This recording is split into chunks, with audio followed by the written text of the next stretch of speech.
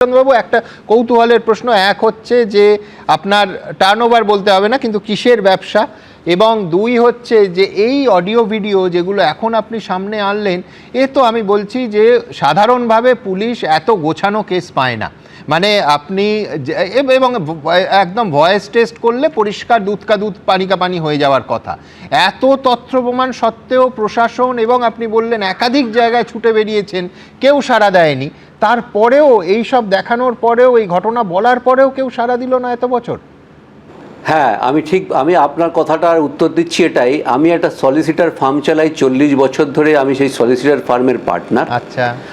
আর আমার ব্যবসা বলতে খুব সামান্য, খুব ছোট, জনা 6 স্টাফ নিয়ে আমি আমার ছোট্ট ফার্মটা চালাই। আর আমি অনেক জায়গায় দৌড়েছিলাম। তো 2021-এর পরে আরেকটা মজার কথা বলি। 2021-এর পরে উনি যখন পার্টি চেঞ্জ করলেন, আমিও তো ভাবলাম এবার বোধহয় আমার বিপদ হবে, উনি বোধহয় যদি জিতে আসেন। তো মানে ভগবান হয়তো ওনাকে সাথ দিল না, কিন্তু আমি রক্ষা পেলাম। কিন্তু এই ভদ্রলোকের একটু ভালো করে পুলিশ প্রশাসনকে বলবো, ওনার নিউ টাউন, ওনার সল্টলেক, ওনার তোলাবাজি আমি নই, আমার মতো এরকম শত শত লোক আছে যারা বলতে পারছে না।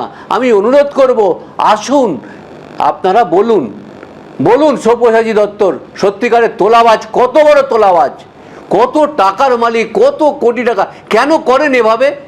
আপনি একটা প্রশাসনে আমাদের সেবা দেবেন, তার জন্য আপনি ট্যাক্স নিচ্ছেন, আপনি সব কিছু সুবিধা পাচ্ছেন, তারপরে আমাদের উপর টর্চার করছেন। এই করেই তো গেছেন আপনারা, আর জীবনে কোনোদিন আসবেন না। একটা জিনিস আমি স্পষ্ট করে অনির্বাণের কাছে জানতে চাইবো যে তৃণমূল এই জটিলতাটাকে বাড়াতে দিচ্ছে কেন? সিআইডি বলছে তারা একাধিকবার, অন্তত 3বার অরিজিনাল রেজলিউশন বুকটা চেয়েছে তদন্তের স্বার্থে। এই বুকটা পাঠিয়ে দিলেই তো সিআইডিকে আর রেড করার কোনো সুযোগই পেত না, এবং অনির্বাণকেও নিশ্চয়ই ও এক্ষুনি এটা বলবে রাজনৈতিক প্রতিহিংসা, সেটা অনির্বাণকেও বলতে হতো না। তৃণমূল কেন এই রেজলিউশন বুকটা পাঠালো না অনির্বাণ?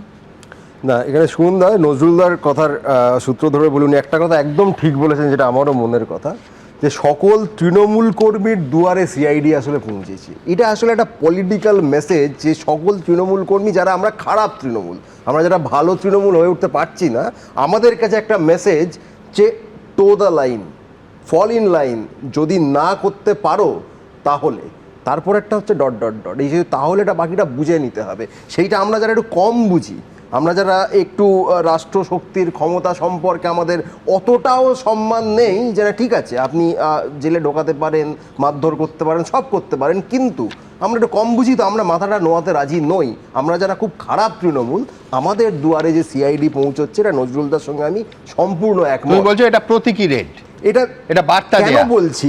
দেখুন, আগে আমরা দেখতাম কখনো সিবিআই আসে, কখনো ইডি আসে, কখনো এনআইএও আসে মাঝে মাঝে, এখন সিআইডিটা জুড়েছে। এখানে উল্টোটা বলবে না যে আগে কখনো কখনো বেশিরভাগ সময় রাজ্য পুলিশ, কলকাতা পুলিশ, সিআইডিরা বিরোধীদের দুয়ারে পৌঁছে যেত? বেশ, সেই সময়ে দাঁড়িয়ে তার সমালোচনা হতো কি হতো না, যে এটা ঠিক হচ্ছে নাকি ভুল হচ্ছে।